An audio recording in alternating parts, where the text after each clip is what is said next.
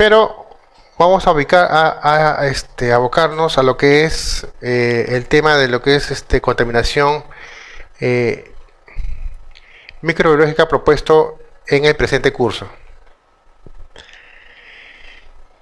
Empezaremos diciendo o preguntándonos de dónde es que proviene la contaminación o posible contaminación microbiana.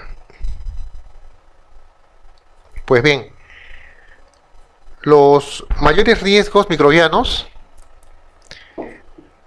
derivan del consumo de agua contaminada con excrementos, ¿no? Excrementos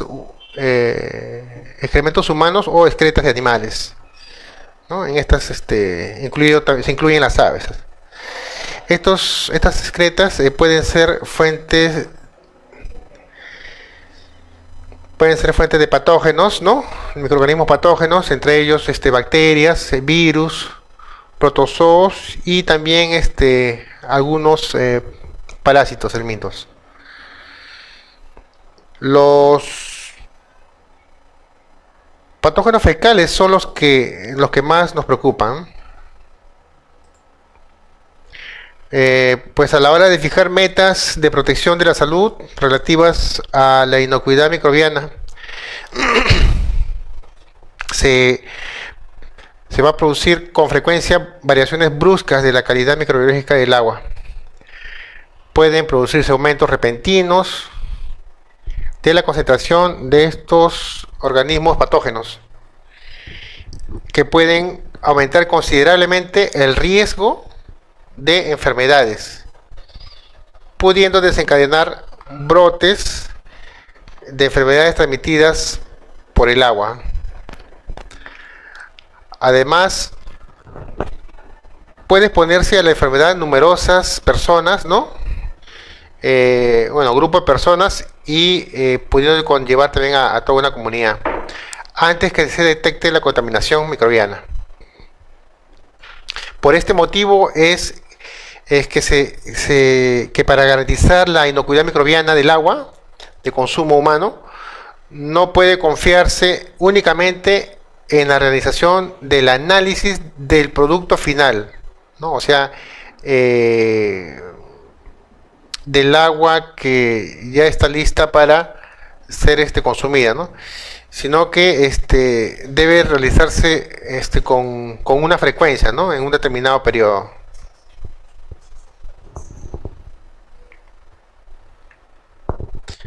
Para garantizar sistemáticamente la inocuidad del agua de consumo humano y a su vez proteger la salud pública, debe prestarse atención especial a la aplicación de un marco para la seguridad del agua, por lo que es imprescindible la propuesta del Plan de Seguridad del Agua, ¿no? Y para gestionar la inocuidad del agua de consumo humano, es preciso considerar lo siguiente. Primero, evaluar el conjunto del sistema para así determinar los posibles peligros a los que pueda estar expuesto, ¿no? Segundo, se debe determinar las medidas de control necesarias para reducir o eliminar los peligros y realizar un monitoreo operativo para garantizar la eficacia de las barreras del sistema. También se podrá elaborar planes de gestión que describan las medidas que deben adoptarse en circunstancias normales y si se producen incidentes. Entonces diremos que si no se garantiza plenamente la seguridad del agua, la comunidad puede estar expuesta a un riesgo de brotes de enfermedades, ya sean gastrointestinales o de otro tipo, ¿no? Infecciosos.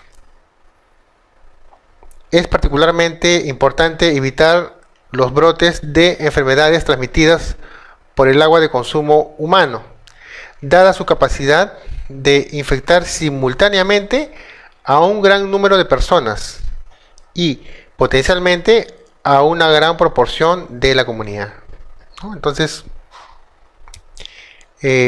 Aquí prácticamente ya se considera todo tipo de mecanismos, estrategias, ¿no?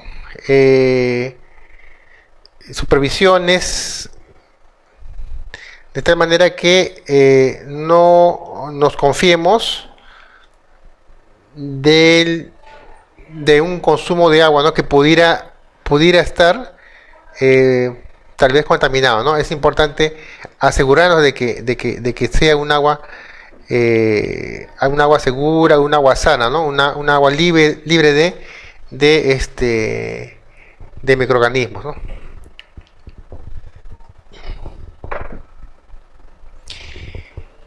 Este esquema que estamos presentando es para un poco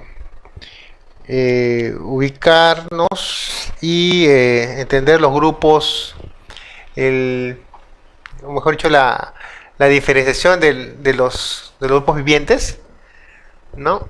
Inicia con los dominios, en este caso el dominio, ¿no? O bacteria, tenemos el dominio arcaea y el dominio eucaria. Dentro del dominio bacteria, ¿no? Se encuentra el grupo de organismos unicelulares con nucleoide, con o sin movimiento y pared celular con mureína, ¿no? Estos son como términos generales, ¿no? Para poder entender. En el dominio arcaea, en este grupo están los organismos unicelulares con nucleoide, con o sin movimiento, pero la pared celular va a contener pseudomureína, ¿no? El tercer dominio estaría constituido por los eucaria, ¿no? Y dentro de esto la existencia de los reinos, ¿no? Entre ellos el reino protista, el reino fungi, el reino plantae y el reino animalia.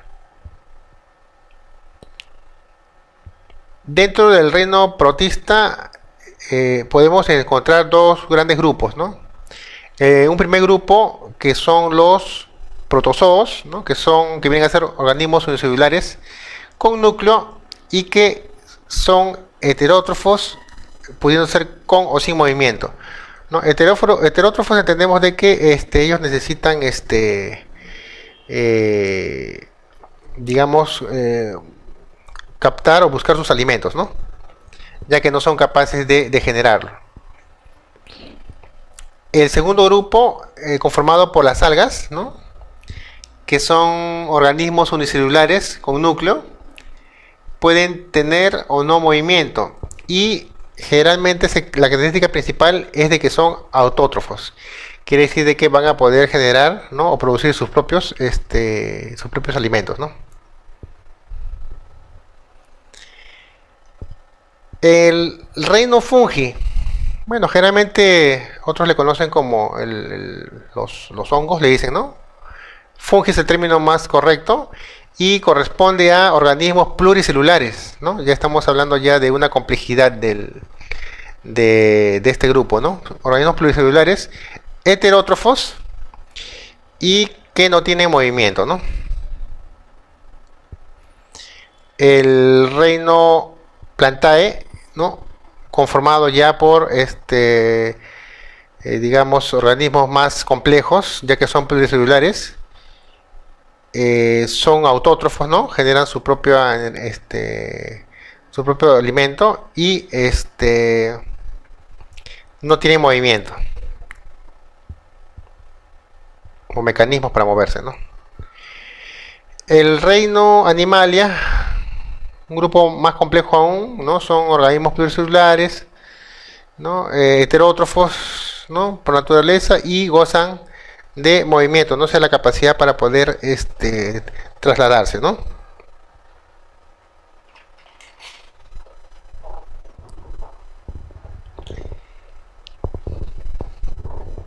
Dentro del recuadro que conforman el dominio bacteria y arcaea,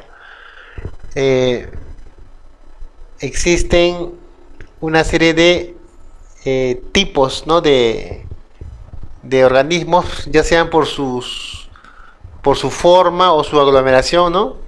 Pudiendo existir, ¿no? En el caso de bacterias, ¿no? Los cocos o diplococos, tenemos los estafilococos, bacilos, cocobacilos, vibrios, en fin, ¿no? Esto solamente para hacernos una idea, ¿no? De los grupos de organismos existentes, ¿no? En la naturaleza.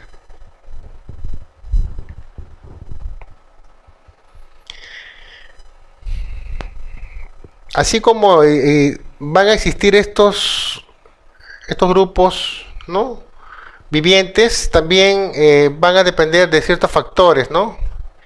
Que van a influir en su, digamos, en su aumento o disminución, ¿no? Por ejemplo, en el grupo bacteriano, la disminución del contenido microbiano va a depender bastante de algunos factores como la acidez. También el oxígeno disuelto, ¿no? va a influir en su disminución. Las sales también es otro factor importante. La presencia de protozoos, ¿no? En un cuerpo de agua, por decir, ¿no? Ya que su presencia, ¿no? Haría posible la fagocitosis de las bacterias, ¿no? Por tanto, se reduciría su cantidad, ¿no? De bacterias, ¿no? Y también otro factor importante es la turbidez, ¿no? En el agua, ¿no? Con respecto a lo que es el incremento microbiano, podríamos decir que va a influir debido a la acumulación o presencia de materia orgánica. También este incremento podría darse si es que existe poca cantidad de sales, ¿no? Ya que ellos estimulan el desarrollo bacteriano. La alta temperatura puede aumentar también el contenido de bacterias, ¿no? Presentes en un hábitat, ¿no? Estos son los factores a considerar. Y en esta diapositiva sí entraríamos propiamente a lo que se refiere los agentes biológicos y microbiológicos del agua. Habíamos comentado antes de iniciar esto que cuando hablamos de los agentes, organismos biológicos, estamos refiriéndonos a los organismos parásitos, ¿no? En sus diversas formas, y también a los organismos hidrobiológicos, ¿no? Pudiendo ser plancton o plancton, ¿no? Y con respecto a lo que son agentes microbiológicos, específicamente a las bacterias y organismos relacionados, ¿no? A ello. Nuestro interés se va a centrar principalmente en los microorganismos patógenos, ¿no? En el estudio general del agua, ya que bueno, son diferentes, existen diferentes tipos de bacterias, así como también otros agentes biológicos como protozoos, ¿no? Plancton, fitoplancton, ¿no? Otros organismos, y que van a transmitir enfermedades, ¿no?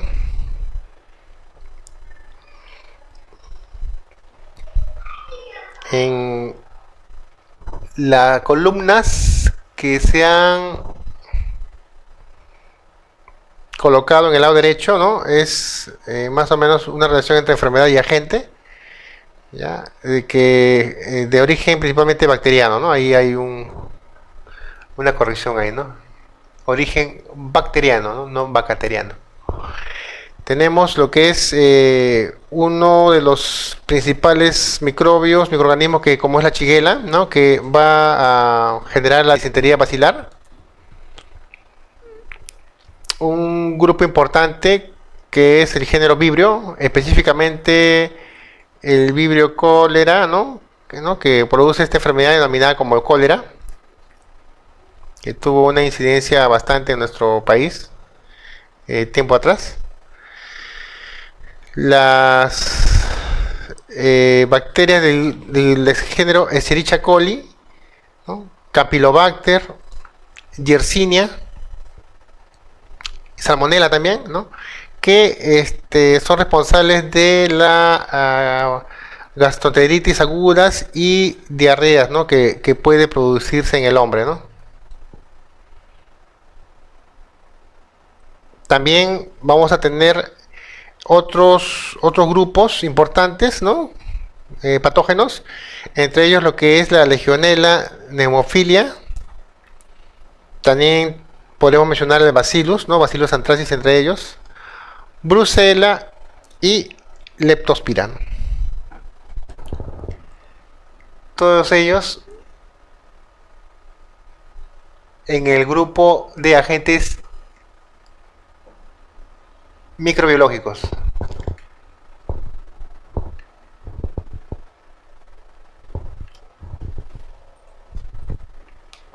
¿Ya? En este segundo cuadro menciona también algunas presencias de algunos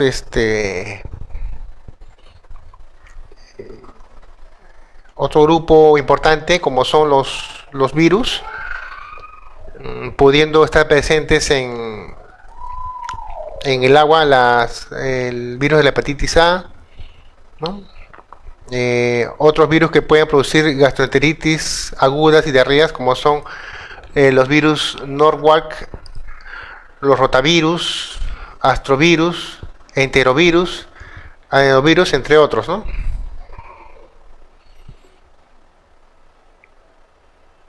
También considera lo que es la posible presencia del virus de la polio, ¿no? Podría estar también presente, ¿no? Podría llegar a caer en el agua. Y los de origen parasitario que habíamos mencionado, ¿no? Tenemos a la entamoeba isolítica, ¿no? Que es la que responsable de la enfermedad denominada disentería mebiana, así como la presencia de otros parásitos de importancia en el agua, ¿no? En el agua para consumo, como es el caso de Giardia y también Cryptosporidium, ¿no? Son representantes patógenos serios e importantes, ¿no? En los países de vía de desarrollo, las enfermedades producidas por estos patógenos son uno de los motivos más importantes de muerte prematura, ¿no? Principalmente en niños, y normalmente estos microbios llegan al agua, bueno, en las heces, ¿no? Por las heces y otros restos orgánicos que son producidos, ¿no? O eliminados de personas que están infectadas, ¿no? Con enfermedades, ¿no? Entonces, existe ya unos grupos ya de grupos patógenos que no solamente son ya que tienen incidencia aquí en nuestro continente, sino también fuera de ¿no? Y son los que se mencionan, bueno, lo que menciona la bibliografía.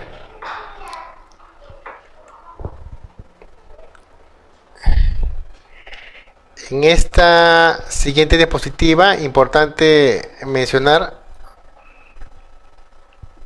algunos organismos que causan infecciones, ¿no? Y problemas de salud en el hombre, y que tienen origen hídrico, así como también la presencia de estos en alimentos, ¿no? Para poder un poco relacionarlo y no apartarlo, ¿no? Por ejemplo, en el primer grupo de organismos se habla bastante de los virus, ¿no? Se mencionó algunos de ellos, por ejemplo, el enterovirus, ¿no? Que va a ocasionar o ser responsable de lo que es meningitis, miocarditis,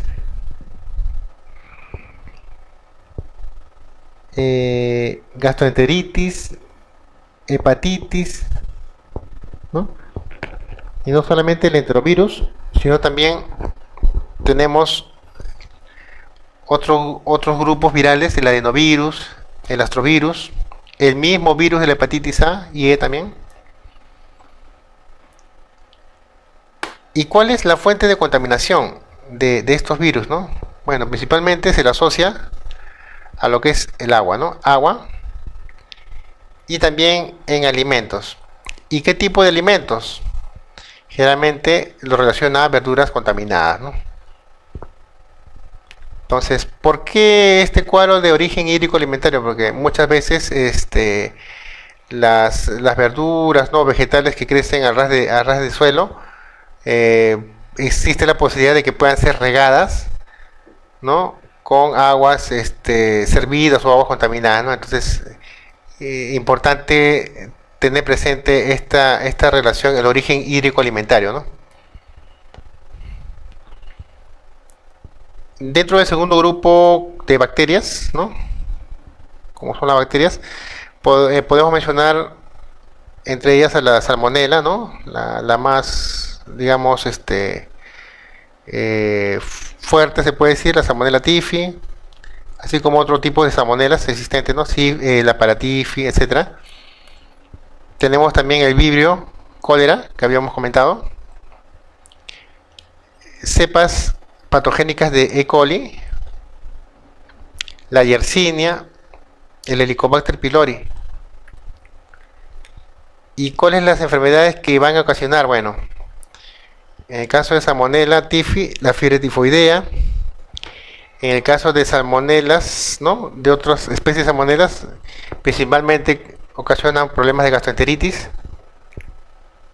El vibrio, cólera, ¿no? La enfermedad conocida como el cólera, habíamos dicho. Cepas patogénicas de E. coli, ¿no? Problema importante porque causan gastroenteritis aguda, ¿no? Bacteriemia, meningitis, etcétera, ¿no? Yersinia, lo mismo con el problema, y Helicobacter con el tema de gastritis, ¿no? ¿No? Y úlcera péptica. Entonces, este grupo de bacterias también encuentran fuente de contaminación a nivel del agua, ¿no? Como se indica en el cuadro, en la columna derecha, ¿no? Lo que es el agua y también en alimentos, ¿no? Y no solamente agua y alimentos, sino también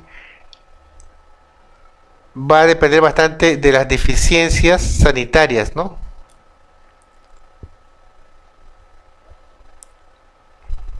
Entonces, va de la mano, ¿no? Lo que es el tema del agua, lo que es el tema de saneamiento, ¿no? Y en el grupo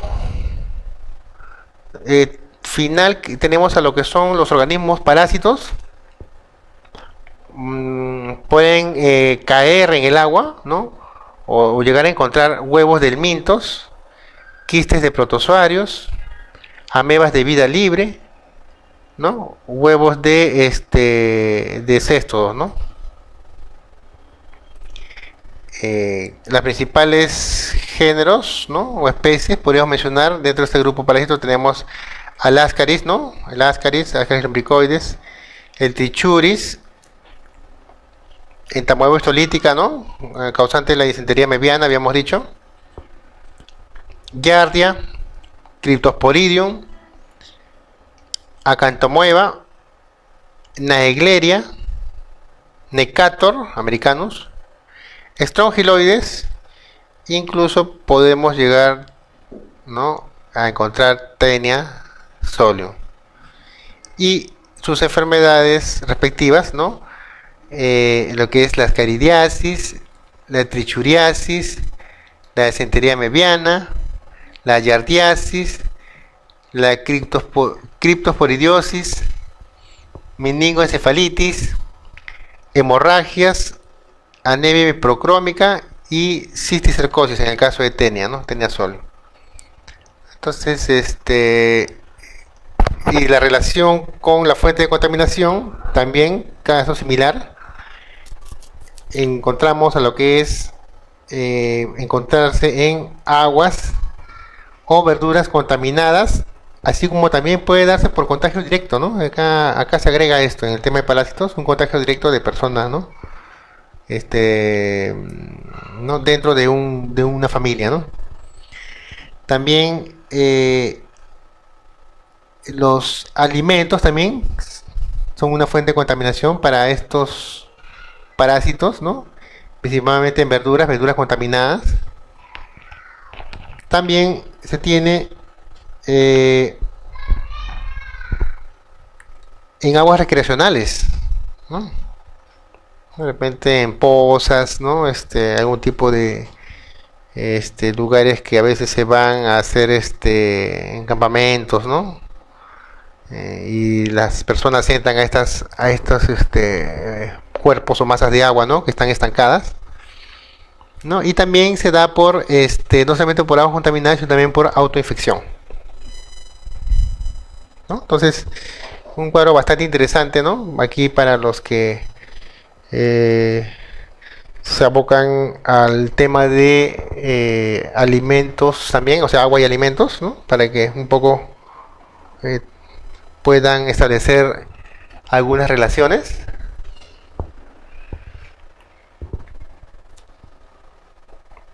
Y podemos también, o no debemos dejar de comentar un antecedente propio que ocurrió en nuestro país, ¿no?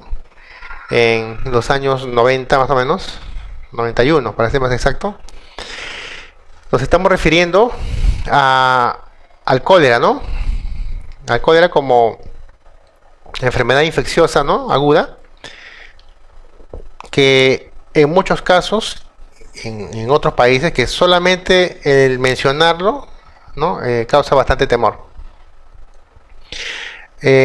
Hasta el siglo XIX el cólera existía únicamente en Asia y en la India. Posteriormente a estos tiempos se siguió extendiendo, ¿no? Siguiendo las rutas comerciales por casi todo el mundo y llegó a causar 6 pandemias, ¿no? Más o menos hasta el año 1923, ¿no? Según los reportes.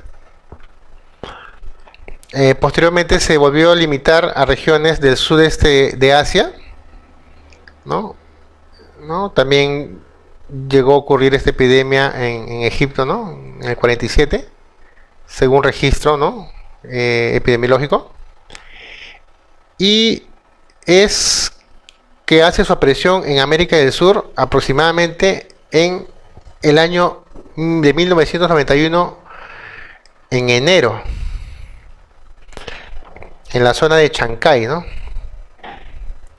Al norte, ¿no? Al norte de Lima, extendiéndose rápidamente a otras ciudades como Chimbote, Piura, Lima y el Callao, ¿no? Y posteriormente a casi otros departamentos de costa, así también como en sierra y selva, ¿no? Y luego ya en lo que es América, ¿no? Toda América. Entonces, a pesar de las dificultades económicas, laborales, logísticas, ¿no? Esta epidemia ocurrió en el año 1991. En el Perú fue adecuadamente manejado, controlado, y la letalidad fue una de las más bajas del mundo, ¿no? Hubo una apropiada sistema, ¿no? Para poder contrarrestar, ¿no? Las acciones inmediatas de este problema, ¿no? Lo último que se ha reportado en América solo ha sido un resurgimiento aproximadamente en el año 2010 del cólera en Haití, ¿no? Es por ello que siempre debemos estar alertas, llevando a cabo la vigilancia sanitaria en todo nivel, ¿no? Hay que entender también esto sobre los cambios que han ocurrido desde ese año, ¿no?, hasta la fecha, ¿no?, hasta el presente año, ya que en tiempos atrás, en los años 90, si bien es cierto, ha habido mejora en lo que son ampliaciones, infraestructura, el tema del agua, también en el tema comercial, ¿no? No, generalmente no se ha dado, no había una forma, digamos, de poder tener una inocuidad, no al 100%, ya sea una inocuidad alimentaria, ¿no? Entonces, esto relacionado a lo que habíamos visto en el cuadro anterior, es que se propaga, ¿no?, las deficiencias sanitarias, la mala manipulación, ¿no?, etcétera, hizo de que esto también fomentara, ¿no?, el brote, ¿no?, de esta epidemia, ¿no?, como epidemia propiamente, ¿no? Entonces hay que entender esto como que si hubo una epidemia antes, ¿no?, podría ocurrir también en un futuro, ¿no? Entonces tomar un poco de conciencia y tomar con responsabilidad y la vigilancia, ¿no?, de las fuentes, ¿no?, una de ellas el agua, ¿no?, para tener estos problemas, ¿no?, ya que no olvidemos que hubo un reporte, ¿no?, de personas fallecidas, ¿no?, con esta enfermedad. Y ya entrando a uno de los primeros grupos o género, ¿no?, grupos bacterianos, tenemos al género denominado el vibrio. El vibrio es, bueno, es una bacteria, ¿no? Es una bacteria gran negativa, cuya forma es de bacilo curvado, es anaerobia facultativa y tiene metabolismo fermentativo, ¿no? Puede fermentar, entre otros sustratos, lo que es la glucosa, ¿no? Posee una flagelación polar que le va a otorgar una movilidad, ¿no? Bioquímicamente se caracteriza porque a una prueba denominada la catalasa va a ser es una prueba bioquímica, ¿no?, y esta prueba va a resultar positiva, ¿no? Pese a que nutricionalmente son poco exigentes, se emplean medios específicos para aislarlos de muestras clínicas. En nuestro caso, para muestras de agua, muestras ambientales, lo que se va a tener que hacer es hacer un enriquecimiento de las muestras, ¿no?, para poder capturar, se puede decir, ¿no?, o concentrar, y en otros casos reactivar, ¿no?, a las bacterias si es que hubiese este vibrio en el agua, ¿no?, con medios de enriquecimiento, ¿no?, como son el agua petonada alcalina, ¿no?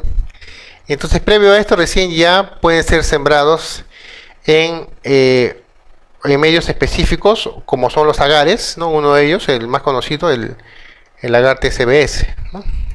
Esto solamente como una introducción, ¿no?, a lo que se verá en la parte de ensayos microbiológicos, ¿no?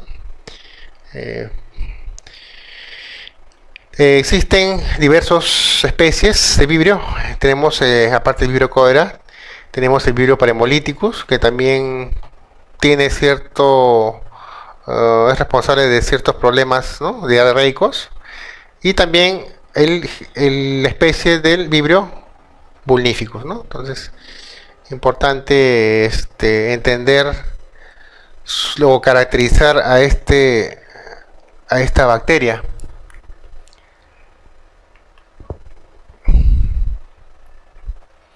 Tenemos también un grupo importante, lo mencionamos ya, lo que es la salmonela. Y viene a ser una bacteria móvil, ¿no? A excepción de algunas, como son las especies Gallinarum o Puyorum, ¿no? Tienen forma de barra y son bacterias gram negativas, ¿no? O sea, están presentes muy frecuentes en animales, especialmente en las aves y en ganado porcino. Entre las fuentes ambientales de este organismo se incluye el agua, el suelo, también insectos. También como fuente están las superficies de las fábricas, superficies de cocinas, las heces fecales de los animales, las carnes crudas, el pollo crudo, ¿no? En fin, ¿no? Productos marinos. Entonces, importante tener esta información, ¿no? Para poder aplicarlo. Habíamos mencionado las especies Tifi para Tifi, que van a producir el tifo y la fiebre tifoidea en humanos. A consecuencia de ello, muchos de los órganos pueden ser infectados, ¿no? Ocasionando graves lesiones. Importante saber que la tasa de mortalidad de la fiebre tifoidea es del 10%, comparado con menos del 1% para la mayoría de las otras salmonelosis, ¿no? Solamente en fiebre tifoidea, ¿no? 10% la tasa de mortalidad, ¿no? Es bastante serio cuando se presenta el caso, ¿no? Por su parte, Salmonella enteritidis es de aproximadamente 3.6%, ¿no? Es otra especie, digamos, no tan letal como la Salmonella Tifi, pero en brotes ocurridos se dan estos brotes en hospitales y guarderías, ¿no? Siendo los ancianos, ¿no? Las personas que son las más afectadas, ¿no? Otro grupo importante de bacterias está las Pseudomonas aeruginosa, para ser más exacto, y corresponde a un bacilo gram negativo. Es aerobio, flagelado, ¿no?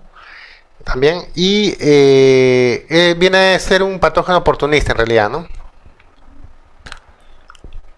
¿Qué es lo que va a causar esta Pseudomonas aeruginosa si estuviera presente, ¿no? En un cuerpo de agua? Bueno, las infecciones que produce en personas, ¿no? Generalmente lo da en personas predispuestas, ¿no? Principalmente en aquellos quemados, ¿no? Y en nadadores, ¿no? Personas que se dedican a la natación. En piel también hay un gran problema en infección, en las mucosas, ¿no? A nivel de mucosas, en los ojos, en el tracto genitourinario, ¿no? Pudiendo causar septicemia y meningitis incluso. Y suele aislarse en hospitales, ¿no? ¿No? Eso ocurre en la actualidad, ¿no? Y por ello es motivo de gran preocupación en salud pública, ¿no? Importante considerar este dato, ¿no? Es resistente al cloro y a una gran variedad de antibióticos, ¿no? Entonces hemos subrayado en color, ¿no? Algunos aspectos de las diapositivas, algunos párrafos, para poder incidir en lo siguiente. Si bien hemos dicho, dentro de los mecanismos, ¿no? Que se emplean las plantas de tratamiento u otros medios para desinfectar, y aseguran utilizar el cloro, ¿no? Para ello Sin embargo, no siempre va a resultar. Es decir, no siempre el hecho de tener un nivel de cloro como conforme a lo que indican los requisitos microbiológicos, ¿no? Para la calidad del agua, ¿no? O incluso tal vez mucho más, no necesariamente quiere decir que vamos a reducir la presencia de algunos microbios. En laboratorio, por experiencia, se ha visto de que en muestras de agua que crecen en tubos de caldo lauril, se ha logrado aislar también pseudomonas, ¿no? De las mismas, de los medios de cultivo en caldo, ¿no? Al mismo tiempo que aislamos las coliformes, se ha podido aislar pseudomonas. ¿Y cómo es que uno puede observar eso? Pues es bastante sencillo. Cuando uno ve el medio de cultivo, se va a notar una coloración casi verdosa. Entonces nosotros, de ese tubo con esa característica, es que hacemos un aislamiento en otro tipo de caldo, ¿no? Bueno, en este caso utilizan el caldo asparagina para lo que es pseudomonas, ¿no? Y efectivamente, ¿no? A los 24 48 horas desarrolla, ¿no? en este medio especial para pseudomonas, ¿no? Entonces, eso está comprobado, ¿no? Que no necesariamente el cloro va a solucionar todo, ¿no? Con respecto a la eliminación de microorganismos o bacterias.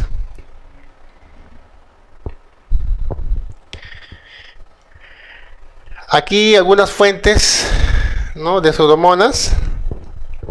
¿Dónde podemos encontrarlo? Bueno, generalmente en aguas naturales, en los suelos, en la vegetación. Esta parte también importante, se puede aislar de grifos o caños, fregaderos, ¿no? O esos lavaderos, ¿no? que están en las cocinas, ¿no?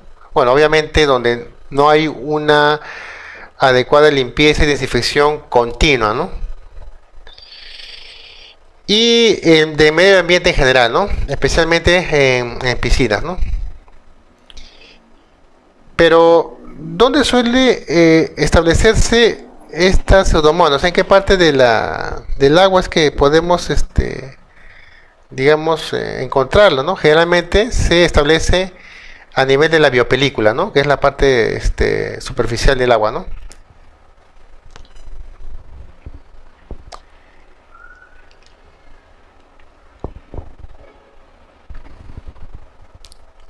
Otro grupo bacteriano, otro género bacteriano importante, como es la Shigella, responsable de la disentería bacilar, habíamos dicho. Es bacteria de forma bacilar, no es porulado, es inmóvil, ¿no? Son gram negativos, ¿no? Aerobios y anaerobios facultativos. Bueno, citocromoxidasas negativos también van a fermentar la glucosa sin la producción de gas, ¿no? Esta es la diferencia con respecto a los coliformes, ¿no? Una diferencia muy marcada, ¿no? Fermentan la glucosa, la Shigella, pero no produce gas. No obstante, debido a su afinidad con E. coli, se han encontrado algunos biotopos que producen gas, ¿no? No descarboxilan la lisina, no fermentan la lactosa, ¿no? Y no utilizan el citrato como única fuente de carbono. Shigella es la causante de una diarrea en el hombre, ¿no? Denominada la disentería bacilar. Y recientemente distintas especies de este género son huéspedes adaptados al hombre y a otros primates. La transmisión de la enfermedad, ¿no? Conocida como shigellosis, ¿no? Se da normalmente por contacto de persona a persona y vía fecal oral. Otra forma importante de contagio se da por la contaminación del agua y los alimentos con heces humanas de enfermos, ¿no? Aquí yo nuevamente la relación agua y alimentos, ¿no? De agua contaminadas. Las shiguelas es importante subrayar que actúan de una forma invasiva una vez que son ingeridas, ¿no? En el organismo, ¿no? En el cuerpo.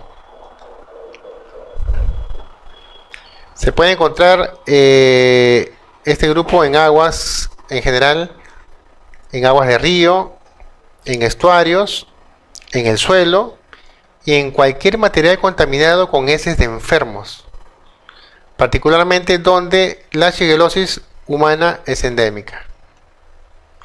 Igualmente se puede encontrar en lodos y suelos fertilizados, ¿no? Entonces, este género toma importancia, ¿no? Debido al problema diarreico que genera, ¿no? En el hombre cuando consume un agua que está contaminada, ¿no? Con esta bacteria.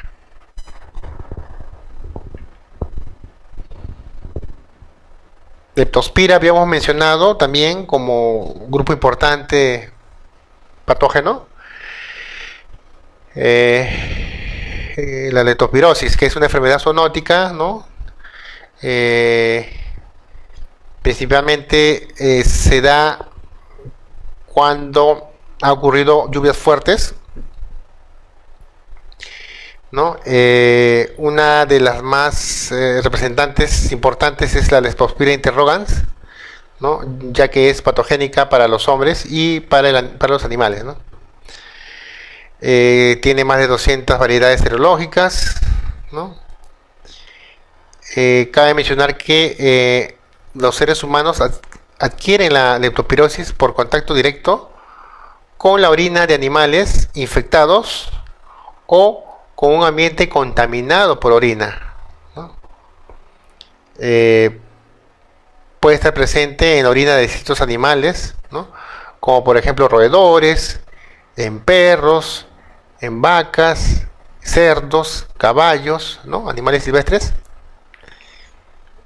Y como característica de esta leptospira es que es gram negativa con forma helicoidal, alargada, tiene extremos abiertos en forma de gancho y su tamaño es aproximadamente de 6 a 20 por 0,1 micra. Es aerobia estricta, su crecimiento es lento y presenta movilidad gracias a la presencia de flagelos, ¿no? Entonces son características diferentes a la anterior, ¿no? En este caso por el tema de estar en la orina de animales, ¿no? Y estos animales pues muchas veces vierten sus excretas, ¿no? En el suelo, en el agua, ¿no? En los ríos. Entonces o llega, mejor dicho, a los ríos, ¿no? Entonces bastante cuidado con esto. ¿Y cómo se transmite? Bueno, el contagio se produce por el contacto directo con la orina de un animal infectado o con agua y o ambientes contaminados con dicha orina, ¿no? Muy importante señalar.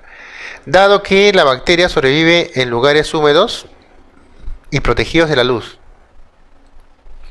el riesgo de contraerla aumenta si se producen inundaciones o al desarrollar actividades recreativas en ríos, en lagos, lagunas, arroyos, ¿no? Entre estas actividades estamos refiriéndonos a el hecho de nadar, el pescar, acampar, ¿no? O realizar algún tipo de deporte náutico, ¿no? Entonces, considerar este riesgo, ¿no?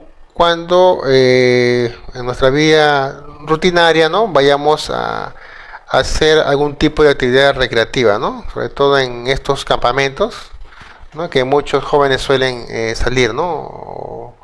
O suelen realizarlo fuera de la ciudad, ¿no? dentro de las virosis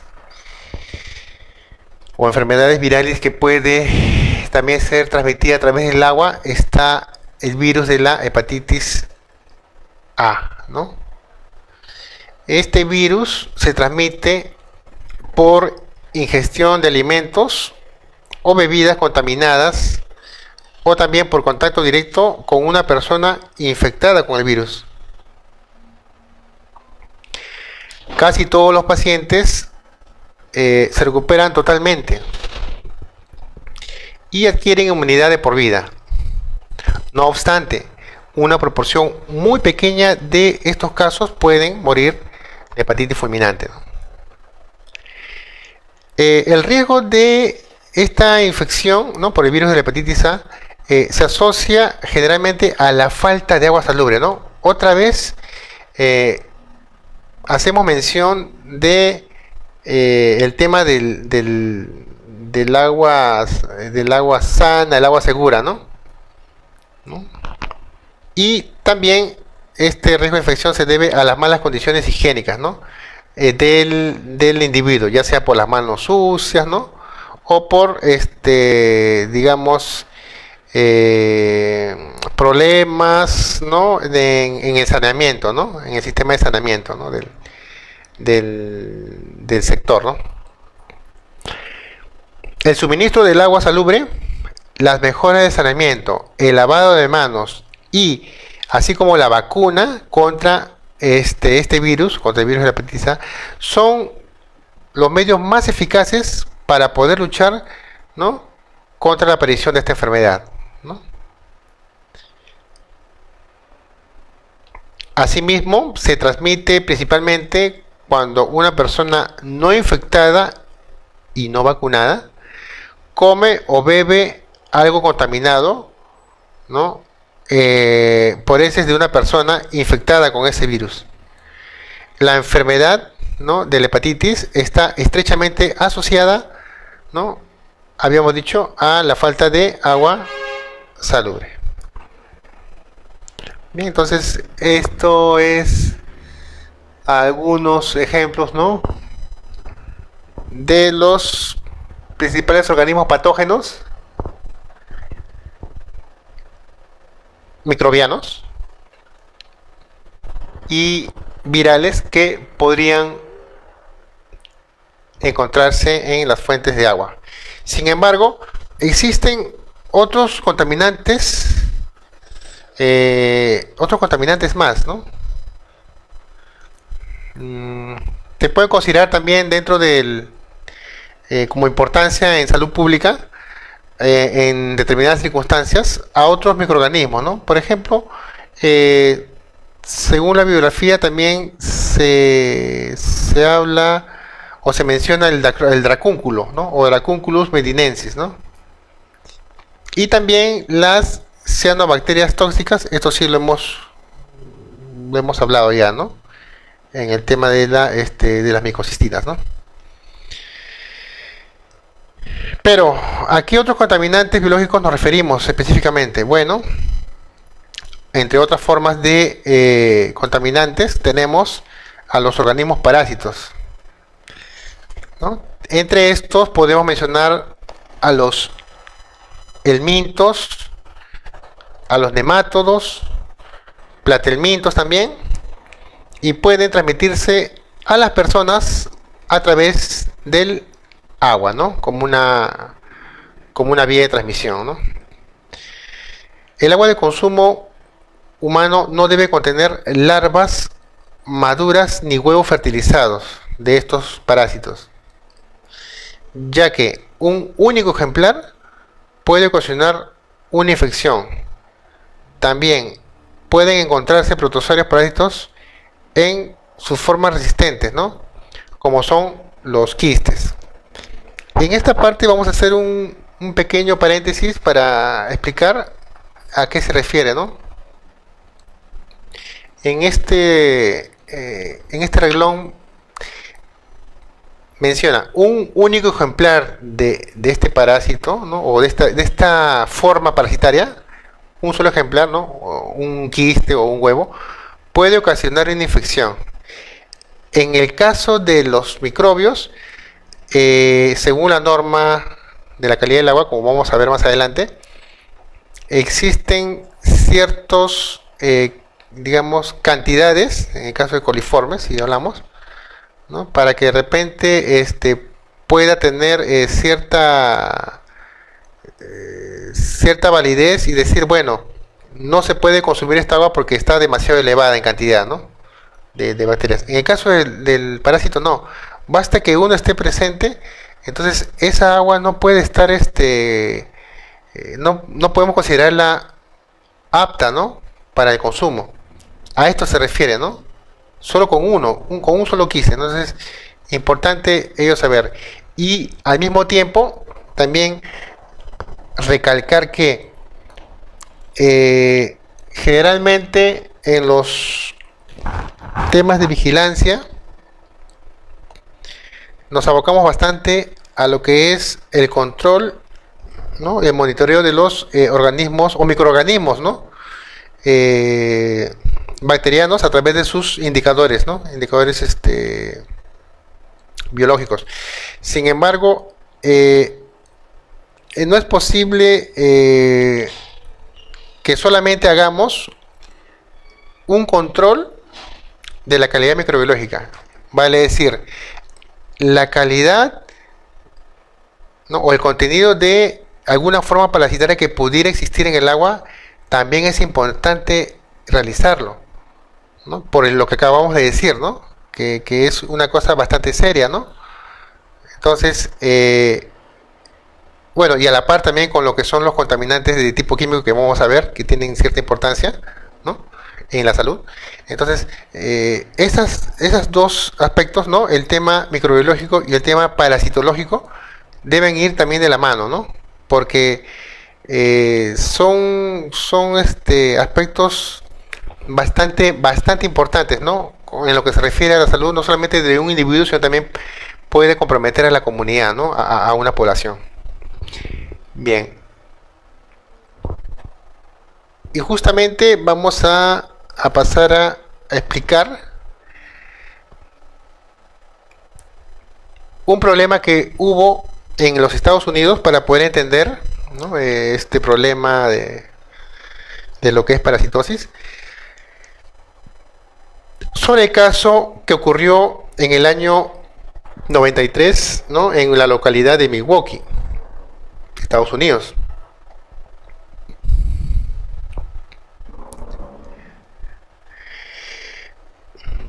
La transmisión de organismos patógenos a través del agua, ¿no? Es una vía que tiene gran importancia, ¿no?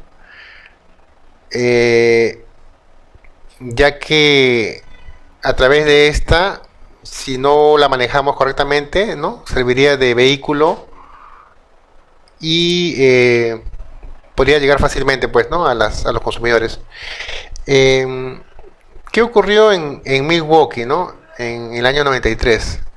Aproximadamente cerca de 403.000 personas se infectaron con un agente patógeno que en ese momento no podían dilucidar si era digamos qué tipo de organismo se trataba, ¿no? Es más, no podían combatirlo para primero hasta saber de qué se trataba, qué tipo de grupo viviente estaban enfrentando, ¿no? Para poder tomar las medidas respectivas, ¿no? Entonces, hasta ese entonces solo se investigaba la presencia de microbios, ¿no? De microorganismos patógenos. Es lo que les comentaba, ¿no? ¿Y qué ocurría? Que en Milwaukee había una planta de tratamiento de agua. En esta planta de tratamiento de agua que aprovechaba agua del río, ¿no? Ya casi a la salida de esta planta, ¿no? Existía una zona de crianza de ganado. Entonces, este ganado hacía o contaminaba el agua a través de sus exposiciones, No, o sea, las heces de animales. Entonces, pero ¿con qué lo contaminaba? Era la gran pregunta. El- en este caso, el problema que había ocasionado, o que era ocasionado, era el responsable un parásito, ¿no?, denominado el Cryptosporidium, ¿no?, que fue, digamos, el responsable del mayor número de casos de epidemia que se dio en esta zona. Y las mayores fuentes de contaminación ambiental, ¿no?, como explica los reportes, se da a través de las descargas de la agricultura y también lo que es las descargas humanas, ¿no? Son dos fuentes contaminantes, ¿no?, de tipo ambiental, ¿no? Es lo que nos falta mucho por hacer, ¿no?, para controlar ello. Entonces, no era un microbio, sino era un parásito, ¿no? Entonces, he ahí la importancia de los estudios, ¿no?, que se requieren a medida que pasa el tiempo, ¿no? También hay un aspecto muy importante en esta parte del estudio, ya que no existe o no hay correlación entre los quistes o la presencia de quistes y de coliformes, ¿no? Son totalmente independientes, ¿no? Por tanto, cada uno le corresponderá un procedimiento para su aislamiento, ¿no?, para su detección o, si es posible, su cuantificación.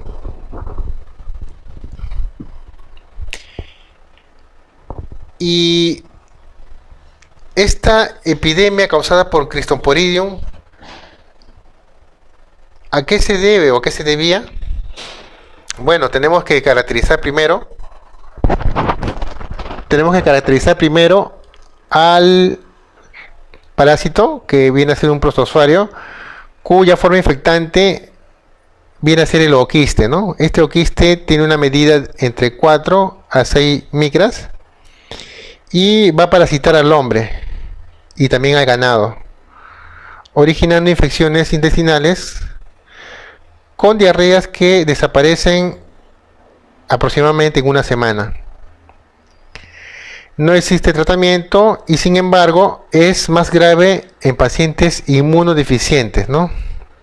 Por lo que este tipo de pacientes, ¿no?, solo deberán consumir o beber agua hervida, ¿no? Entonces, muy importante, muy importante este aspecto de lo que es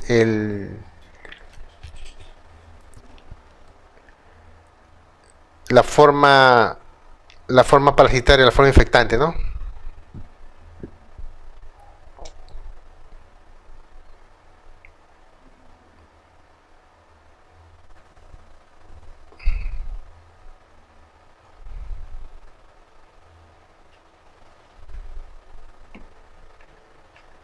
En fin, nos podríamos estar explicando toda la gama de patógenos existentes o que podrían caer en el agua, ¿no?, y contaminarse, y a su vez todos aquellos que consumamos enfermarnos de o adquirir la enfermedad. Sin embargo, no podríamos estar yendo a hacer el ensayo de cada uno de estos patógenos, ¿no? Y para ello hay otras artificios, ¿no?, que hace el uso de indicadores, ¿no?, indicadores biológicos que vamos a aplicar en otros momentos. Pero ya para concluir la parte de bacterial que habíamos comentado, ¿no?, existe también un grupo, digamos, de bacterias, ¿no?, denominadas bacterias heterotróficas, ¿no? Son bacterias como politas, ¿no?, aerobias, y que van a habitar en todos los ambientes, ¿no? Y se van a nutrir y reproducir a partir de sustancias orgánicas presentes, ¿no? En el agua puede ser, ¿no? Y estas bacterias van a reportarse como unidades formadoras de colonia, ¿no? Acá un poquito para adelantarnos. Esto es lo que ven en la foto, ¿no? Unidad formadora, la UFC viene a ser la unidad formadora de colonias, un término que se emplea bastante en lo que son ensayos microbiológicos para el reporte, ¿no? Viene a ser el resultado del crecimiento de las células bacterianas que se visualizan en forma de colonia, ¿no? O sea, cada microorganismo crece, desarrolla, se agrupa y conforma una colonia, ¿no? Lo cual se hace visible a nuestra vista y podemos hacer un recuento, ¿no?, de estas colonias, ¿no? Y mediante cálculos podemos tener una cantidad exacta, ¿no?, de estas bacterias heterotróficas, y usa como sustrato el medio de crecimiento, ¿no?, medio de cultivos, habíamos mencionado, ¿no?, pudiendo ser caldos, ¿no?, pero en este caso, ¿no?, se va a utilizar lo que son el agar, ¿no?, los agares. Bueno, solamente como un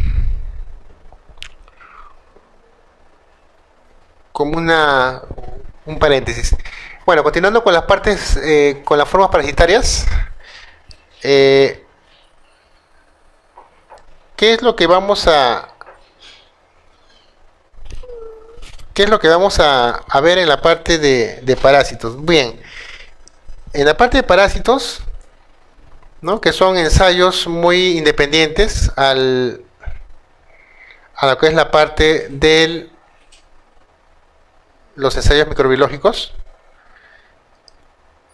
tenemos que entender primero qué es lo que podríamos encontrar en una masa o cuerpo o muestra de agua, ¿no?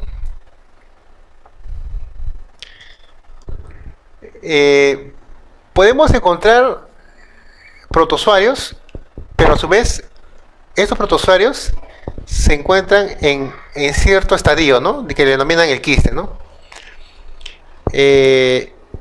Estadios,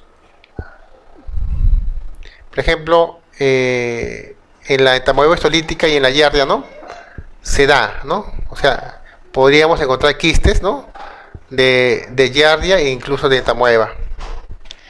También podríamos encontrar quistes de Balantidium, ¿no?, Balantidium coli, ¿no? Más en el caso de Cryptosporidium, ¿no?, que habíamos comentado el problema en Milwaukee, ¿no? El estadio corresponde a un ooquiste, ¿no?, que es otra forma, ¿no?, que presenta el parásito, ¿no?, que también vamos a explicar más adelante. Entonces, dentro de los protozoarios vamos a encontrar su estadio, ¿no?, su estadio o su forma evolutiva. En este caso podemos detectar quistes y también podemos encontrar ooquistes. ¿Qué más podemos encontrar como forma parasitaria? Podríamos encontrar huevos, pero los huevos pueden ser de dos tipos de parásitos, ¿no? Hay parásitos, digamos, cilíndricos, los nemátodos, y hay los parásitos aplanados, ¿no?, como son la tenia. En el primer caso de los nemátodos podríamos detectar, ¿no?, huevos de Ascaris lumbricoides, ¿no?, responsable de la enfermedad que habíamos dicho en el cuadro de ascaridiasis. Y también en el caso de Trichura, ¿no?, otro nemátodo, ¿no?, podríamos encontrar huevos, ¿no?, huevos en las muestras de agua, ¿no?, en agua contaminada.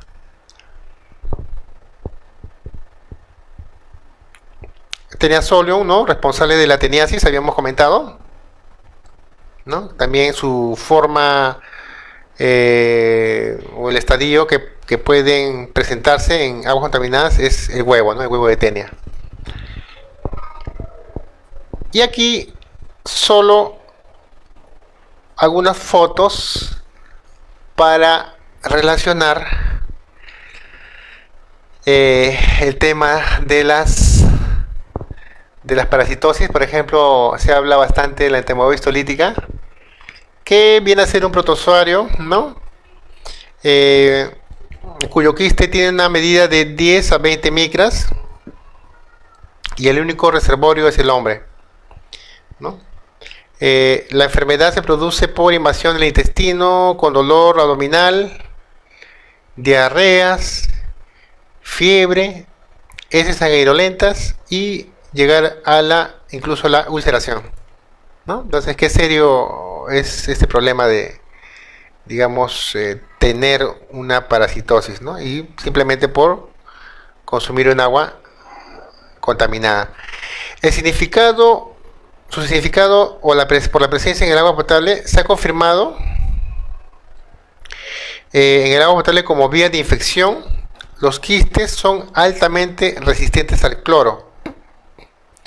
Aquí nuevamente nos estamos refiriendo al tema de la cloración, ¿no? La desinfección, que a pesar de utilizar en los métodos de desinfección o de tratamiento, muchos de los organismos, como es el caso de este parásito, la entamoeba histolítica, sus quistes, ¿no? Su forma de quiste resiste al cloro, ¿no? O sea, no le elimina, ¿no? Por tanto, ¿no? Las barreras físicas para el tratamiento del agua serían la única forma de eliminación, ¿no? Entonces, aquí bastante atención, ¿no? Con este tipo de parásito que vemos en la foto, ¿no? Siempre adelantando un poco también el tema de la identificación, ¿no? Primero, importante es saber detectar un parásito y no podemos confundirnos con una gota de agua o a otro tipo de elemento, ¿no? Una gota adiposa, ¿no? Hay que estar seguros en la detección primero de que si se trata o no de un parásito, a fin de tener un buen reporte, y ello lo va a determinar la presencia nítida y clara de la membrana, como se ve en la foto, y también en su parte interior, ¿no? En las estructuras internas, como en este caso lo que son los núcleos, ¿no? Diferenciando de otros muy parecidos, ¿no? En el caso de entamoeba hay dos especies, ¿no? La entamoeba coli existe también, ¿no? Y la entamoeba histolítica, ¿no? Tener bastante cuidado, pero esto ya se va logrando con la misma experiencia, ¿no? En el laboratorio, ¿no? Pero es importante señalarlo, ¿no? Para que tengan en cuenta las diferencias, ¿no? Aquí también otro grupo importante que es la Giardia, ¿no? La Giardia es un protozoario flagelado, ¿no? Y parasita el intestino del hombre, y lo que va a originar es diarrea y una mala absorción, ¿no? O sea, va a interferir en la absorción, ¿no? Que normalmente ocurre en una persona sana. Esto se da también en el tema de consumo de aguas contaminadas. Su forma infectante de Giardia viene a ser el quiste, que posee 4 núcleos, ¿no? Como se ve en la foto del lado izquierdo, no sé si se distingue bien allí en la diapositiva, pero tiene 4 núcleos. La forma es diferente a la entamoeba histolítica, ¿no? La entamoeba es, digamos, más circular, ¿no?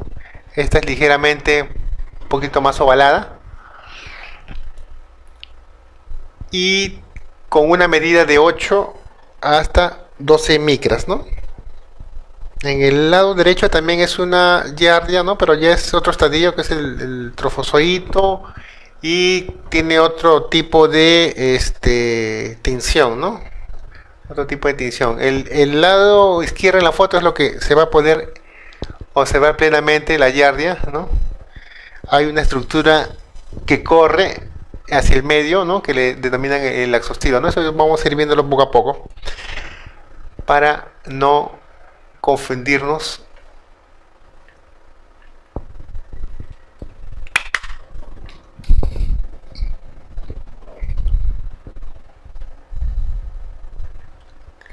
Bien, una barrera eficaz antimicrobiana. En esta parte, ya para pasar a los contaminantes químicos, vamos a hacer hincapié para que quede claro el tema de la desinfección empleando ya sean productos que contienen cloro, ¿no? U otras alternativas.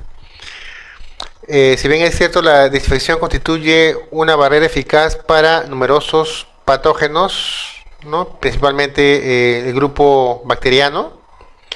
Durante el tratamiento de agua de consumo debe utilizarse tanto en aguas superficiales como en aguas subterráneas, las cuales podrían estar expuestas a contaminación fecal. La desinfección residual se utiliza como protección parcial de la contaminación con concentraciones bajas de microorganismos y su proliferación en el sistema de distribución. La desinfección química de un sistema de abastecimiento de agua de consumo que presenta contaminación fecal reducirá el riesgo general de enfermedades, pero, dice, no garantizará necesariamente la seguridad del suministro. Por ejemplo, la desinfección con cloro del agua para consumo humano tiene una eficacia limitada frente a algunos organismos que hemos venido mencionando, como es el caso de los protozoos patógenos y también a algunos virus, ¿no? Una turbidez elevada del agua puede proteger a los microorganismos de los efectos de la desinfección. A su vez, podría estimular la proliferación de bacterias y generar asimismo una demanda significativa de cloro, ¿no? O sea, tendríamos un gasto de cloro excesivo. Por tanto, una estrategia general de gestión eficaz que se añade a la desinfección es aplicar barreras múltiples como la protección del agua de origen, el aseguramiento de las operaciones de tratamiento adecuado, así como la protección del agua durante su almacenamiento y distribución, ¿no? Son aspectos generales para proteger el agua, ¿no? Nuevamente, ya para cerrar el tema de contaminantes biológicos, el cristoporidio, bueno, habíamos dicho que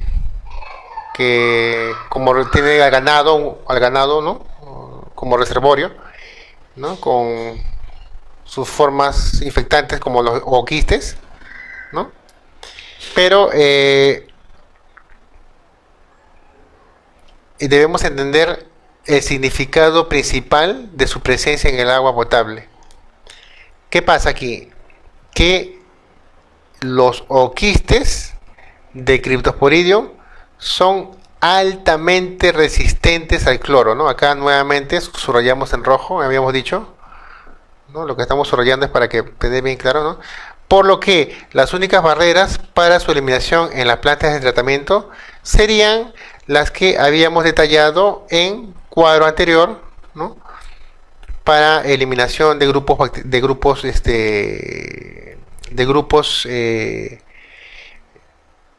biológicos patógenos, ¿no? En este caso, la conjugación de procesos como es la sedimentación, la coagulación floculación y además la filtración, ¿no? Que es la que va a retener al final a este parásito, ¿no? Bueno, ahora sí, en esta parte que continuamos, vamos a referirnos no solamente a los posibles contaminantes químicos que pueden estar presentes en aguas contaminadas, sino también su importancia, ¿no? Y cómo afecta en la salud, ¿no? En la salud humana. Habíamos dicho que existen diversos elementos que pudieran caer al agua y por tanto contaminarse esta, ¿no? El hecho de tener un mineral, un metal en el agua, ¿no? Correspondería a un contaminante químico. No, es una contaminación de tipo química, ¿no? Del agua. Y su importancia se debe principalmente a los metales pesados, ¿no? Es un grupo importante, ya que forma parte, ¿no? Los metales pesados, ¿no? Forman parte de los componentes que hay de forma natural sobre la corteza de la Tierra. Los metales pesados son únicamente aquellos elementos químicos que tienen un peso atómico, ¿no? Y peso específico concreto. ¿Cuál es la peligrosidad de los metales pesados, ¿no? Bueno, el peligro está en que cuando ingresan a nuestro organismo, estos se acumulan, pero no pueden ser eliminados, ¿no? Esta es la parte medular, ¿no? del problema con respecto a los metales pesados, ¿no? Por eso, de acuerdo a los requisitos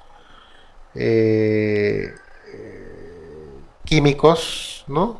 De acuerdo al reglamento del control de calidad de agua, ¿no? Existe en la tabla una serie de elementos químicos, los cuales deben máximo llegar a un límite permisible, ¿no? Llegar a un límite máximo permisible. Entonces,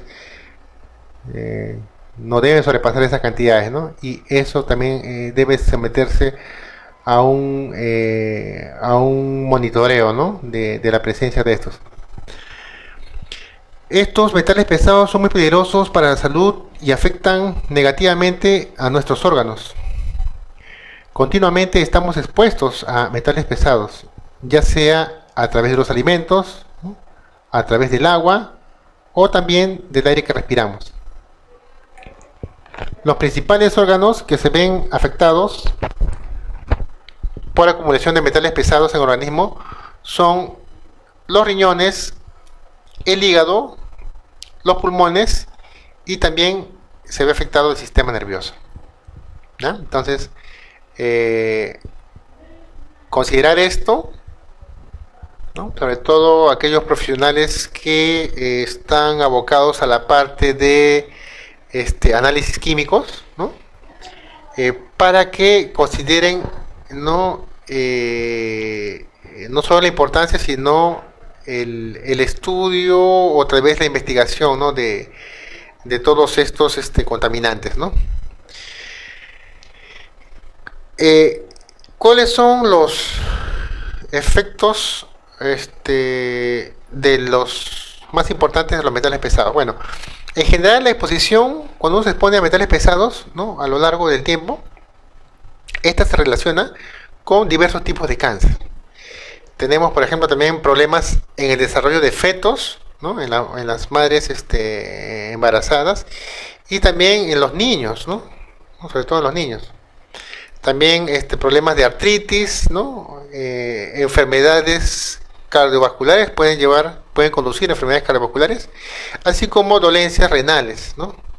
Entonces, son diversos enfermedades y problemas de salud, ¿no? Que pueden acarrear. y podemos mencionar algunos de ellos. Tenemos el plomo, el mercurio, el berilio, el cadmio, el níquel, manganeso, estaño, el zinc, ¿no? Entonces, vamos a hablar un poquito así en resumen para poder llegar al término en tiempo correcto. El plomo afecta principalmente el sistema nervioso, ¿no? Se sabe eso, ¿no? Se asocia generalmente a anemia, esclerosis, fatiga, ¿no? Y también, según estudios, lo que es el cáncer de riñón, ¿no? Mercurio, principalmente asociado a alteraciones neurológicas, depresión, autismo, problemas del aparato respiratorio.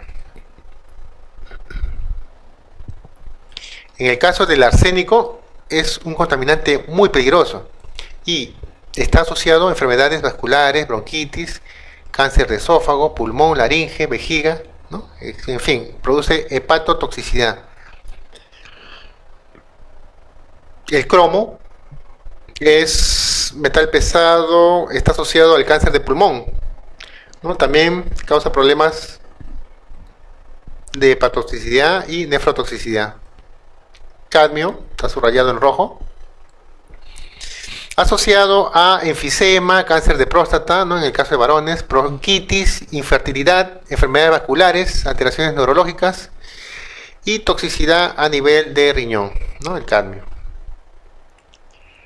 Níquel, ¿no? Una exposición a largo plazo podría producir dolencias cardíacas, irritación de la piel y daños en el hígado. Cobre causa daño en el hígado, en los riñones, está asociado a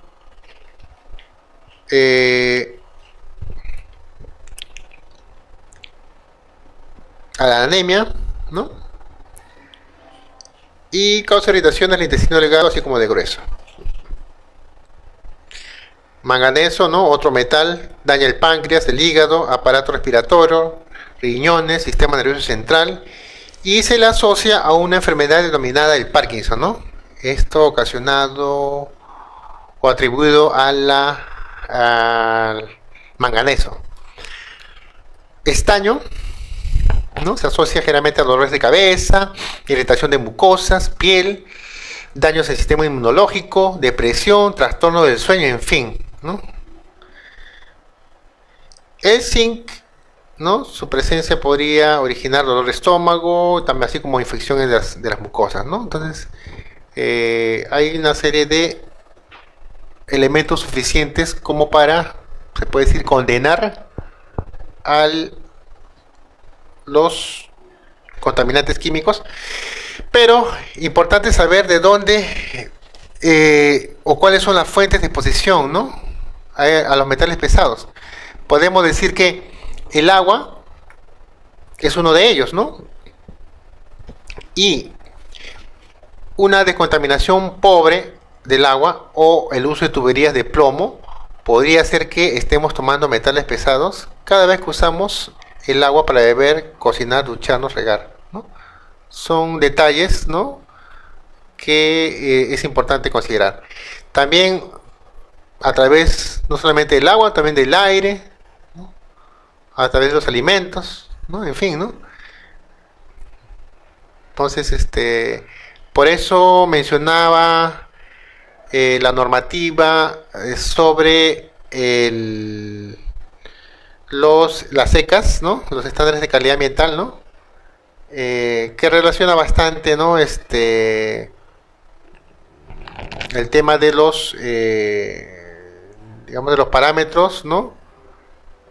Como contaminantes y su relación, ¿no? En agua, ¿no? En agua, aire y en suelos, ¿no? Muy importante relacionar con las normativas, ¿no?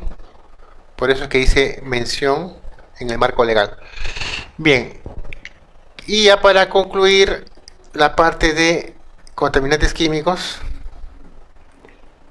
podemos hablar un poco también sobre los nitratos, el aluminio, el plomo. En el caso de nitratos, estos proceden de los fertilizantes, los cuales se filtran hacia los acuíferos y van a contaminar el agua. ¿No? Esto se da, digamos, en las faenas de cultivo. Cuando vemos el agua contaminada con nitratos, estos nitratos se van a transformar en nitritos. Y por la acción de las bacterias intestinales, estos nitritos van a ser responsables de la aparición de las nitrosaminas, los cuales son responsables directos de los tumores gástricos, ¿no? Importante esta parte de hablar sobre la presencia de nitratos, ¿no? en el agua contaminada. Aluminio procede del tratamiento de decantación de la materia sólida suspendida en las aguas fluviales, ¿no? Algunos especialistas atribuyen a este metal, ¿no?, con el desarrollo de una enfermedad conocida como el Alzheimer, ¿no? También el plomo ya lo hemos hablado, ¿no?, anteriormente, y el flúor y el cloro también considerados como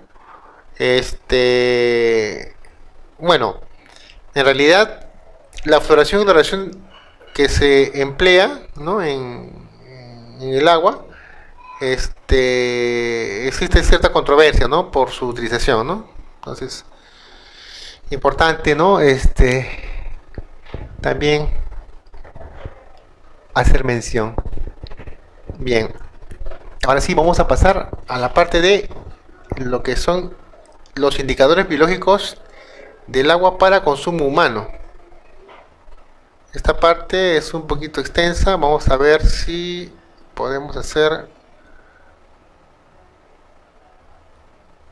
un resumen relacionando a lo que ya hemos venido explicando.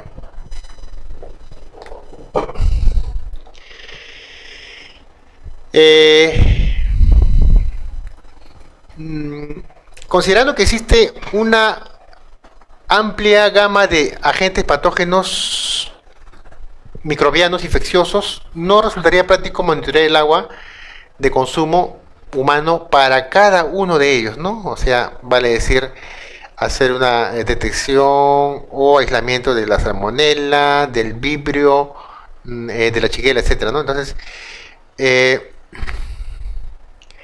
por tanto, se ha hecho necesario elegir, ¿no?, o considerar microorganismos indicadores, ¿no? Microorganismos indicadores para facilitar el monitoreo del agua.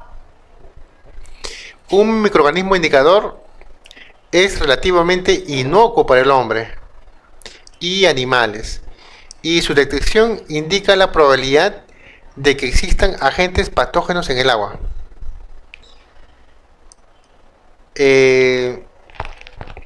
Cuando hablamos de indicadores biológicos, son microorganismos, ¿no?, o bueno, bacterias, en este caso, para nuestro caso, que nos van a servir como una herramienta y nos va a dar lugar a que podamos extrapolar si podría existir la presencia de microbios patógenos, ¿no? Pero, ¿a qué nos referimos cuando decimos que se ha hecho necesario elegir microorganismos indicadores? Para poder elegir un microorganismo indicador o un indicador biológico, tenemos que emplear o tener criterios. ¿Y cuáles son estos criterios? Bueno, en primer lugar, debe estar presente y en gran número en la materia fecal, o sea, en las heces, de humanos sanos y animales de sangre caliente. Ese es un primer criterio. ¿Qué más? No deben desarrollarse ni multiplicarse en aguas que están en condiciones naturales, ¿no? Ese es otro criterio también importantísimo. Su resistencia a los desinfectantes debe ser mayor al de otros patógenos, ¿no? Entonces, de tal manera que puede ser puede ser controlado, ¿no? El tiempo de supervivencia en el agua será similar o superior a los patógenos fecales.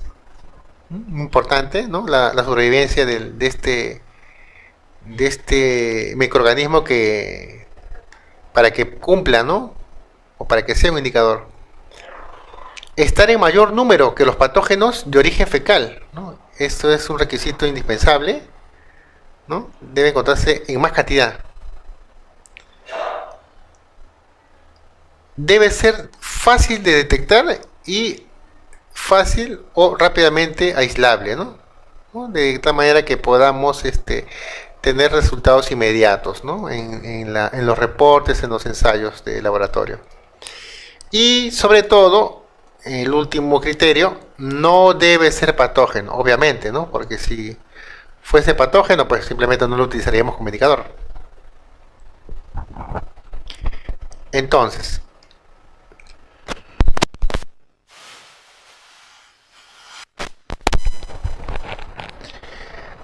como principal grupo de indicadores biológicos, tenemos un grupo muy importante denominado los coliformes, ¿no? Que habíamos mencionado en alguna de las diapositivas anteriores. Este grupo coliforme, a su vez, ¿no? Va a contener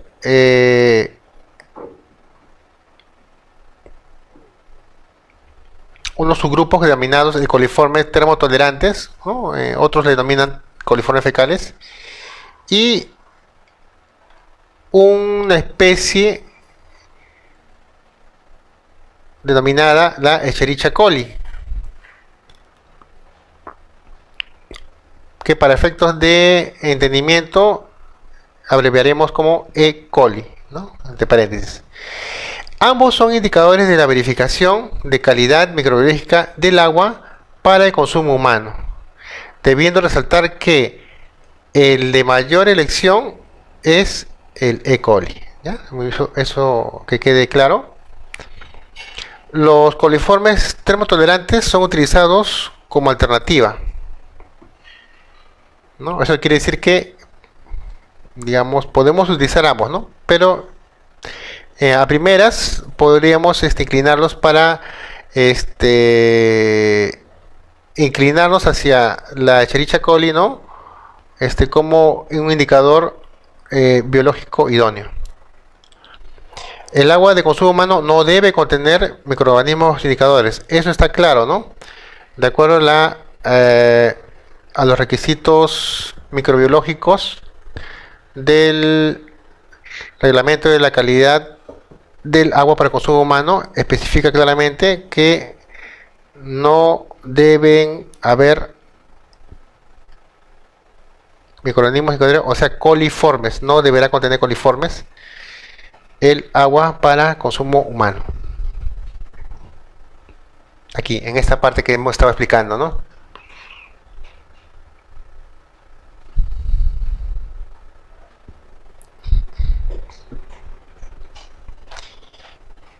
Y ya para tener más claro el tema de los coliformes en general,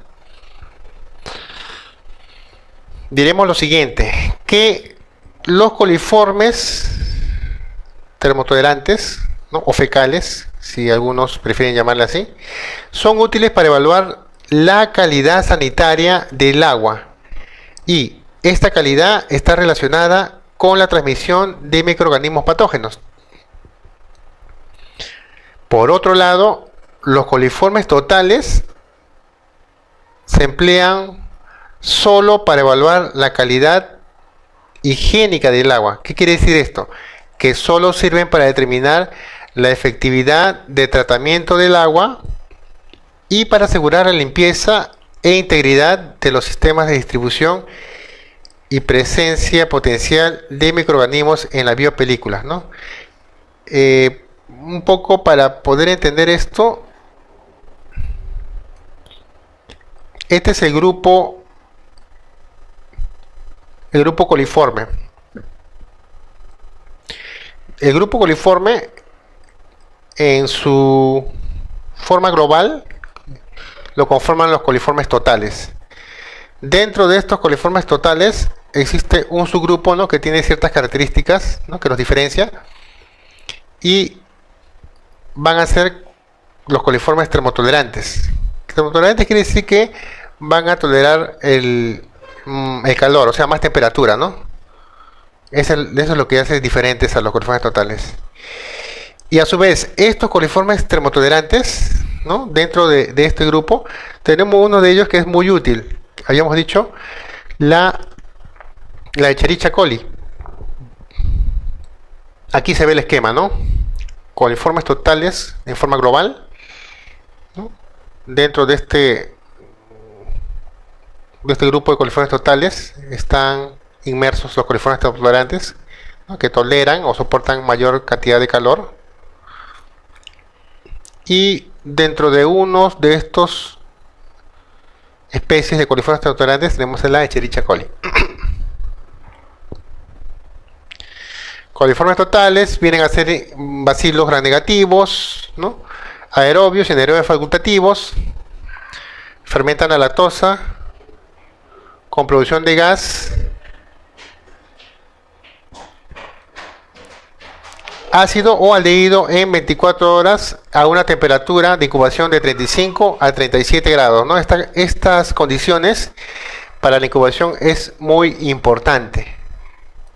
Fermentación de lactosa, o sea, van a utilizar medios, ¿no?, medios de cultivo que contienen lactosa, ¿no?, produciendo gas, ¿no?, se va a evidenciar con la formación de burbujas, y se incuban por 24 horas a entre 35 y 37 grados centígrados. Asimismo, producen una enzima que es la beta-galactosidasa, ¿no? Dentro de este grupo están los géneros Klebsiella, Enterobacter, Citrobacter, Escherichia, ¿no? También hay géneros, ¿no?, de tipo ambiental, entre ellos la Serratia, el Hafnia. Acá algunas fotos de los cultivos sembrados en agar, ¿no?, medio de cultivo sólido. Y aquí un poco para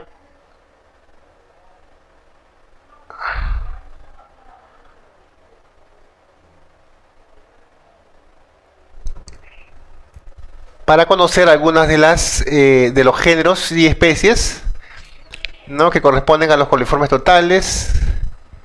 Habíamos mencionado el coliforme total, los coliformes totales como grupo, ¿no?, como grupo global. Tenemos en el lado izquierdo la columna, los géneros: Escherichia, Klebsiella, Enterobacter, Citrobacter, Serratia, Hafnia. Dentro de los coliformes termotolerantes que soportan mayor temperatura, ¿no?, lo cual los hace diferentes a los totales, tenemos algunas especies, ¿no? Enterobacter aerógenes, Citrobacter freundi, Klebsiella pneumoniae, Escherichia coli. Y en rojo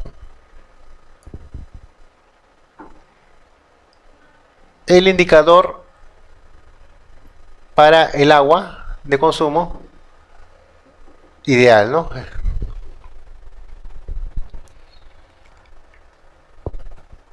En esta parte hablar un poco de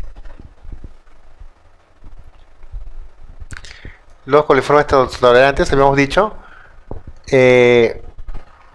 bueno, fermentan la lactosa, por tanto van a necesitar medios de cultivo que contengan lactosa, ¿no? En la foto se ve justamente un caldo con en este caso el caldo EC, y contiene en su interior tubos Durkheim invertidos y que han sido sometidos a incubación, ¿no? ¿En qué temperatura? Lo menciona aquí, entre 44 y 45 grados centígrados, y van a formar gas que se evidencia como una burbuja, ¿no? En el tubo intermedio, que está más claro, se ve la burbujita, ¿no? En el tubo invertido. Este género, de este género predomina la echerichia, habíamos dicho, ¿no? Sin embargo, algunos tipos como el Citrobacter, Klebsiella, Enterobacter también son termotolerantes. Pero la diferencia está en que E. coli es propia del tracto intestinal del hombre y de vertebrados, ¿no? Entonces, ese es digamos, lo que lo hace diferenciable.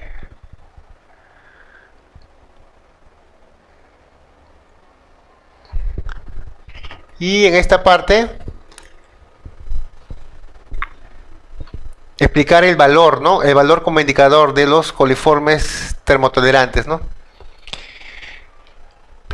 Menciona Escherichia coli es el índice, ¿no? O indica, nos indica una contaminación fecal más adecuada, ¿no? En una muestra de agua que se está ensayando, ¿no? Siempre y cuando esté contaminada, ¿no? Los coliformes termotolerantes son un grupo menos real, pero es un índice aceptable de contaminación fecal. Cualquiera de ellos puede ser cogido en los programas de verificación y vigilancia de agua para el consumo humano, ¿no? Entonces, podemos utilizar ambos, son válidos, ¿no? Lo que es los coliformes tolerantes en general, o específicamente a la bacteria Escherichia coli, que se ve en la foto, que ha sido expuesto a la lámpara UV, y se ve la refringencia, ¿no? El que está en el centro, así medio color lechoso, ¿no? Y corresponde a lo que es un E. coli positivo.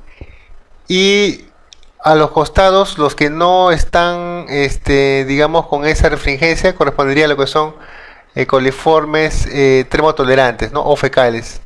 Pero la idea es esa, ¿no? Que en cualquiera de los casos, ¿no? Sea coliformes termotolerantes o la Escherichia coli, pueden ser elegidos, ¿no? Para la verificación y vigilancia del agua, ¿ya? Eso sí, creo que está bastante claro, ¿no?